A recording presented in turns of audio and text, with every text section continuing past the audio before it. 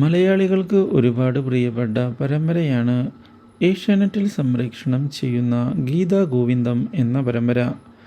TRP റേറ്റിംഗിൽ ഇപ്പോൾ 7ാം സ്ഥാനത്തുള്ള ഈ പരമ്പരയിൽ സുപ്രധാനമായ തിരിച്ചടിയാണ് ഗീതാഞ്ജലിക്ക് ഉണ്ടായിരിക്കുന്നത്.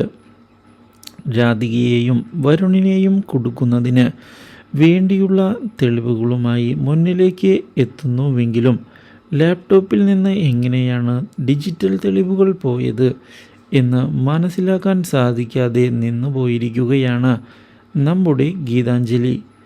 ആരാണ് തന്നെ ചതിച്ചത് എന്നുള്ള ചോദ്യം ബാക്കിയാകുന്നു.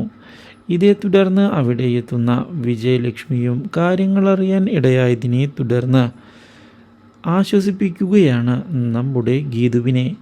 മാത്രവുമല്ല, ആരാണ് ഗീതുവിനെ ചതിച്ചത് എന്നുള്ള കാര്യം ഉടൻ തന്നെ കണ്ടെത്തുകയാണ് വേണ്ടത് എന്ന് നിർദ്ദേശിക്കുന്ന അവർ എന്തിനും സഹായം നൽകാൻ താനുണ്ട് എന്ന് പറയുകയും ചെയ്തിരിക്കുകയാണ്. ഇതേ തുടർന്ന് അന്വേഷണവുമായി മുന്നോട്ട് പോവുകയാണ് നമ്മുടെ ഗീതാഞ്ജലി. ഇതോടെ തെളിവുകൾ അജാസാണോ നശിപ്പിച്ചത് എന്നുള്ള ചോദ്യം മുന്നിലേക്ക് കടന്നു വരികയും ചെയ്യുന്നു.